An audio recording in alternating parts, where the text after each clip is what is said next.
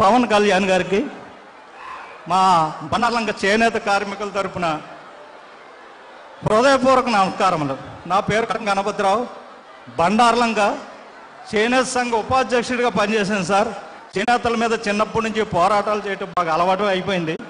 ఏముంది, ఏది ఏమైనా చేనేతకు సంబంధించి తమరు ఇంత కార్యక్రమం తీసుకుని ముఖాముఖి కార్యక్రమం ఏర్పాటు చేశారంటే చాలా గర్వకారణం సార్.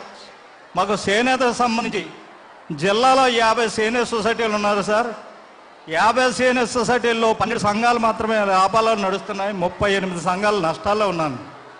ఏమండి, 38 సంఘాలు కూడా ఎత్తివేస దశకు ఉన్నాయి. ఇవాళ జిల్లా మొత్తం మీద నిజమైన చేనేత సహకార సంఘాలే ఉన్నాయి. ఇవాళ పరిస్థితి చూస్తే ఆప్కో నుంచి రావాల్సిన బకాయిలు సంఘాలకి రావట్లేదు సార్. ఒక్క చేనేత సొసైటీ దగ్గరలో ఉందండి మనకి. రామచంద్రపురం మండలం అద్దంపల్లి సొసైటీకి 2 కోట్ల రూపాయలు ఒక్క సొసైటీకే రాష్ట్ర ప్రభుత్వం ఆప్కో బకాయి ఉన్నది. వాళ్ళ సాగు బతుకుల మధ్య ఉన్నారు సార్. సాగు బతుకుల మధ్య ఉన్నారు. ఇలాంటి వివరాలన్నీ పేపర్లో ఈ మధ్య వచ్చిన సంఘటనలు సార్. అవి పేపర్లో ఈ మధ్య 16వ తారీఖు 24వ తారీఖు సాగు బతుకు చూడండి సార్. సాగు తప్ప మరో మార్గం లేదు. చేనేత కార్మికుల ఆవేదన సీఎం చంద్రబాబుకి 200 సంతకాలతోటి లేక, అలాగే ఒక్క పైసా కూడా రాని 10 నెలలుగా పైసా లేదు. 10 నెలలుగా ఒక్క రూపాయి కూడా ఇవ్వని ఆపుకోలు. అది కూడా ఇదిగో చూడండి సార్. ఇవాళ చేనేత దుర్భరమైన పరిస్థితితో జరుగుతుంది. చేనేతకు సంబంధించి ముఖ్యంగా చేనేత కార్మికుడు ఎక్కడున్నా అంత్యోదయ కలవాలి సార్. 2012లో కిరణ్ కుమార్ రెడ్డి గారిని బండార్లంక తీసుకొచ్చాను సార్. బండార్లంకలో 1746 మందికి అంత్యోదయ కార్డులు మంజూరు చేసి ఏకైక వ్యక్తి ఆయనే. ఇవాళ చేనేత సంఘాలు కానీ చేనేత కార్మికులు కానీ బ్రతుకున్నారంటే దిగంగత మన ఎన్టీ రామారావు గారు, వైఎస్ రాజశేఖర రెడ్డి గారి వల్ల ఇంకా చేనేత బ్రతుకుందండి. ఎంచేదంటే పావల వడ్డీ రాయితీ, చేనేత సహకార సంఘాలకి నూనెమై సబ్సిడీ, తర్వాత ఆరోగ్య బీమా, ఇలాంటి సౌకర్యాలు కల్పించి ఘనత ఆయనకుంటే జనతా వస్త్రాల స్కీమ్ కూడా మన ఎన్టీ రామారావు అలాగా ఇచ్చి ఆదుకున్నారు సార్. మీరు చేనేత అంబాసిడర్గా ఉన్నారు కాబట్టి మీరు దమ్మున వ్యక్తి.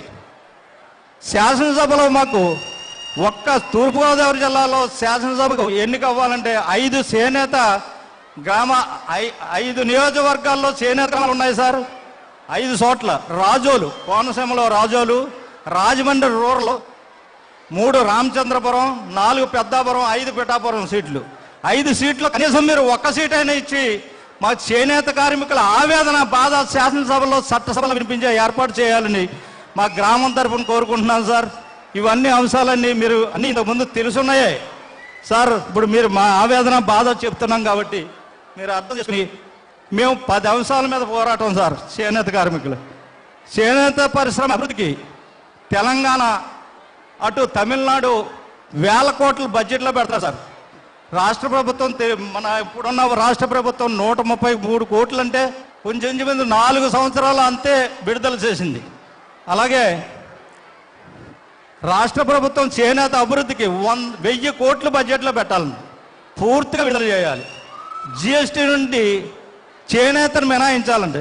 జిఎస్టీ బాధ ఎంత వచ్చిందంటే, నేను చిన్న మాస్టర్ గారిని ఉదాహరణకి ఒక మూట పట్టుకెళ్ళి ఎస్ఆర్ఎండి కానీ నవతకు కానీ బుక్ చేస్తే అక్కడ బేబీలు అడుగుతున్నాడు. ఏమండి, అది పట్టుకుని అధికారులు వేధింపాలండి. దీనికి ఆ బిల్లు లేదు, ఈ బిల్లు లేదని లంచాల గొడవ ఎక్కువైపోయింది సార్. చేనేత సంఘాలు నష్టాల్లో ఉన్నాయి. నష్టాలన్నీ మాఫీ చేయాలి. 30% రిబేట్ ఇవ్వాలండి. 4 సంవత్సరాల ముందు చంద్రబాబు నాయుడు గారు మొట్టమొదటి జన్మభూమి కార్యక్రమానికి అంగర వచ్చారండి. తూర్పుగోదావరి జిల్లా అంగర 30% రిబేట్ ఇస్తామని ఆయన వాగ్దానం చేసి ఇంతవరకు కూడా అమలు చేయలేదు సార్.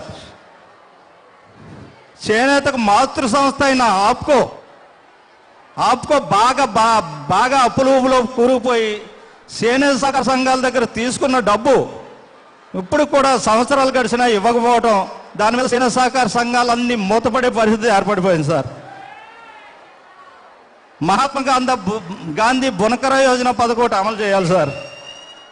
ఉపాధి హామీ పథకాన్ని కూడా చేనేతకి అనుసంధానం చేయాలని ఈ సభాముఖంగా కోరుకుంటూ, గ్రామంలో ఒక్క బండార్లంక చేనేత గ్రామంలోనే అంత్యోదయ కార్డులు ఇచ్చేసారు. ఏదైనా మేము బాగా కార్యక్రమాలు చేసి కిరణ్ కుమార్ రెడ్డి గారు, విశ్వపు గారి దయ వల్ల కిరణ్ కుమార్ రెడ్డి గారిని బండార్లంక తీసుకొస్తే ఆయన ఒక్క గ్రామానికి అని ఆయన ఒక్క గ్రామానికే విడుదల చేశారు సార్. 1746 కోట్లు 2012 7వ నెల అప్పుడు వచ్చారు సార్ బండార్లంక. అలాగే రాష్ట్రం అంతా ఎక్కడ చేనేత కార్మికులున్నా అంత్యోదయ కనీసం అన్నమన్నా తిని గింజలనే తాగుతారు సార్.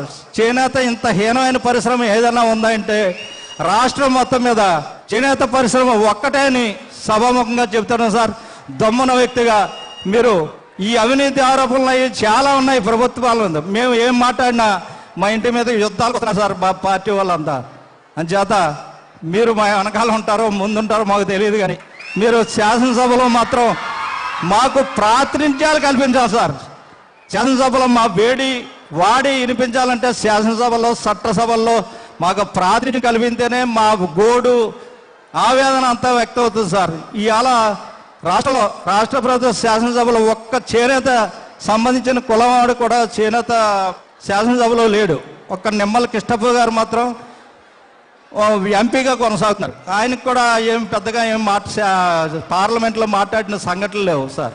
అంచేత మాకు శాసనసభలో మీరు ఏం చేస్తారో తప్పనిసరిగా జిల్లాలో 5 సీట్లు ఉన్నాయి, మా కార్మికులు ఉన్నాయి. అంచేత 5 సీట్లలో కాకపోయినా కనీసం 3 సీట్లైనా మీరు ఇచ్చి మా చేనేత కార్మికులు వాడి వినిపించేలాగా ఏర్పాటు చేయాలని సమాముఖంగా కోరుకుంటూ, ఇక్కడ మా మనవడు వచ్చారు సార్, మీ దగ్గరకు ఒక్కసారి రావాలని పదే కోరుకుంటున్నారు. ఒక్కసారి మా మనవడు భట్టు పండు గారు